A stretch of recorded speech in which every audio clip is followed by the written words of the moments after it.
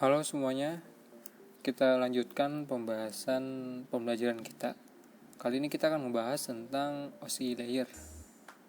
Kalau di video sebelumnya kan kita ngebahas tentang perangkat pembentuk jaringan, dan ini sekalian kita ngebahas OSI layer. Jadi semuanya itu berkaitan satu sama lain gitu. Biar lebih jelasnya kita langsung aja. Jadi apa sih itu OSI layer? OSI itu singkatan dari Open System Interconnection. Jadi ada 7 layer, di mana 7 layer ini saling berhubungan satu sama lain untuk membuat sebuah yang namanya aturan yang sama agar setiap orang bisa berkomunikasi, bisa berhubungan satu sama lain melalui handphone kalian, komputer kalian, maupun perangkat-perangkat jaringan gitu yang bisa terhubung satu sama lain. Jadi singkatnya, sederhananya, OSI layer itu adalah sebuah aturan. Jadi misal di sini, kalau misalnya di dunia internasional kan, kalau misalnya kita pengen berkomunikasi dengan orang lain, orang luar negeri misalnya, itu kan bahasanya itu harus disamain. Nah, bahasa yang kita gunakan untuk supaya orang yang ada di Indonesia bisa berkomunikasi orang dengan Malaysia, Inggris, dan lainnya, maka kita harus menggunakan satu bahasa yang sama, yaitu bahasa Inggris, supaya mempermudah komunikasi kita dengan negara-negara lain. Nah, OSI layer tuh kayak gitu. Jadi dulu sebelum ada OSI layer, ini penggambaran secara sederhana ya. Misal dulu ada handphone yang namanya Asia dan Nokia. Dulu ini si handphone Asia sama Nokia itu tidak bisa berhubungan satu sama lain. Jadi Asia hanya bisa berkomunikasi dengan Asia, dan Nokia juga hanya bisa berkomunikasi dengan HP Nokia. Jadi dulu tuh sebelum ada OSI layer seperti itu. Ini analogi sederhananya ya. Kalau kalian mau cari tahu tentang lebih dalam apa itu penjelasannya, pasti kalian pusing agak ribet. Jadi di sini saya ngejelasin yang sederhananya aja. Nah, setelah adanya OSI layer, akhirnya Nokia bisa berkomunikasi dengan Asia maupun sebaliknya. Gitu. Sekarang jadi HP Xiaomi bisa berkomunikasi dengan HP Vivo bisa berkomunikasi dengan HP Realme. Jadi sederhananya, singkatnya kayak gitu. Sebelum ada OSI layer, jadi akhirnya ada aturan yang sama supaya aturan tersebut bisa membuat semua perangkat bisa berkomunikasi satu sama lain walaupun mereka berbeda jenis. Intinya sederhananya seperti itu. Sudah ada OSI layer. Untuk pengertian lebih dalamnya di Wikipedia nanti kalian cari tahu sendiri. Di sini saya hanya menjelaskan singkatnya aja gitu. Jadi ada 7 layer di sini, ada application, presentation, session, transport, network, data, dan physical. Dan yang paling bawah itu physical, yang paling atas itu application. Nah, kalau di TKJ sendiri yang wajib kita ketahui atau kita kuasai itu ada minimal 3. Ada physical layer, data link, sama network layer. Cukup 3 ini dulu. Ini minimal yang kita kuasai. Sebenarnya sih semuanya harus kita minimal mengerti ya, memahami. Cuman yang harus bisa kita kuasai itu yang physical, data link, dan network. Karena kita sebagai anak TKJ pasti bermain di layer 1, 2, dan 3. Itu pasti. Nah, di sini kita akan ngebahas secara singkatnya aja. Jadi lapisan fisik atau lapisan yang paling dasar. Nah, ini biasanya menghubungkan perangkat-perangkat jaringan. Jadi kalau di layer 1 ini perangkatnya itu ada bilangan biner. Biner itu bukan perangkat, tapi biner itu dibaca di layer 1.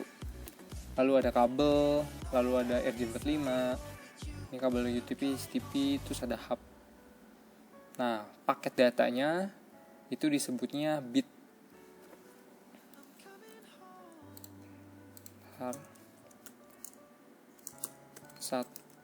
satuan paket data yang ada di layer 1 atau physical layer disebut dengan bit.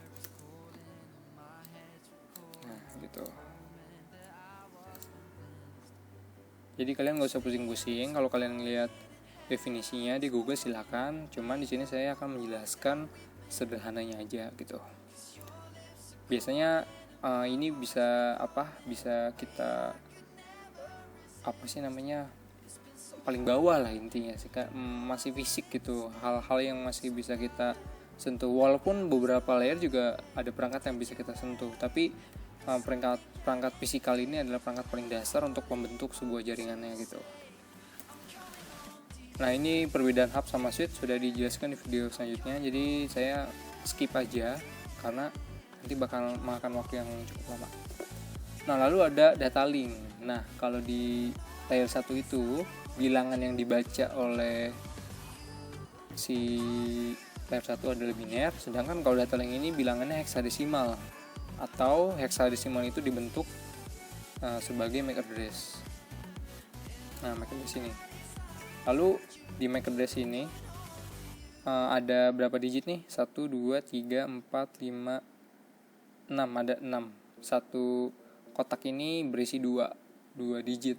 Berarti ada 6 kali 2, 12. Ada 12 bilangan lah ya disebutnya gitu. Lalu ada switch sama ada NIC, atau yang ada di sini adalah wireless card gitu. Kenapa ada di layer 2? Karena yang namanya wireless card atau NIC itu dia punya identitas atau namanya sendiri, yaitu namanya MAC address. Jadi dia punya MAC address gitu. Sedangkan MAC address dibaca di layer 2 gitu. Lapisan data yang ini lapisan data maksudnya data link ya, data link layer sebagai penerus paket data yang akan dikirim ke banyak user. Jadi kalau tadi di layer 1 itu untuk membentuknya, sekarang layer 2 ini untuk meneruskannya ke user. Paket data yang dikirimkan adalah frame. Nah, nama paket satuan datanya frame.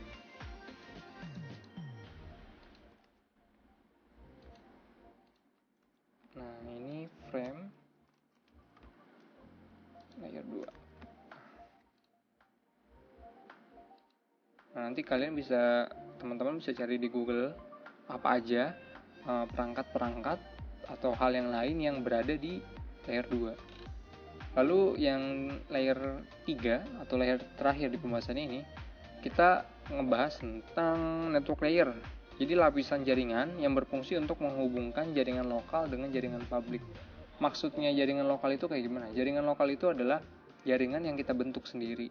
Sedangkan jaringan publik itu jaringan yang sudah dibentuk, ada ketentuannya gitu. Jadi contohnya itu kalau jaringan lokal itu kayak misalnya lab kalian nih. Jaringan publik itu adalah internet. Kalau lab komputer atau komputer kalian pengen connect ke internet, maka komputer kalian perlu yang namanya koneksivitas atau paket data internet ya kan. Nah, maka dari itu fungsi router atau network layer itu untuk menghubungkan perangkat jaringan lokal ke jaringan publik. Mungkin kalau di teorinya kalian bakalan sulit memahami, tapi kalau kalian sudah mempraktekannya, nanti ada video selanjutnya, kalian akan paham gitu. Jadi emang kalau kita ngebahas teori di jaringan tanpa praktek itu akan sangat sulit untuk memahaminya gitu. Nah, satuan paket datanya itu berupa paket.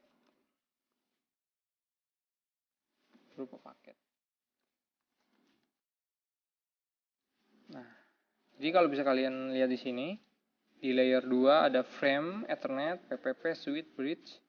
Di network 3 ini ada paket, IP, ICMP, IPsec, IGMP, dan lain sebagainya. Nah, bilangannya ini merupakan bilangan desimal, tapi yang dibaca itu adalah IP address.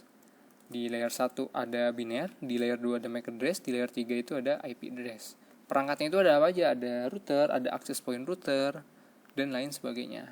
Seperti itu.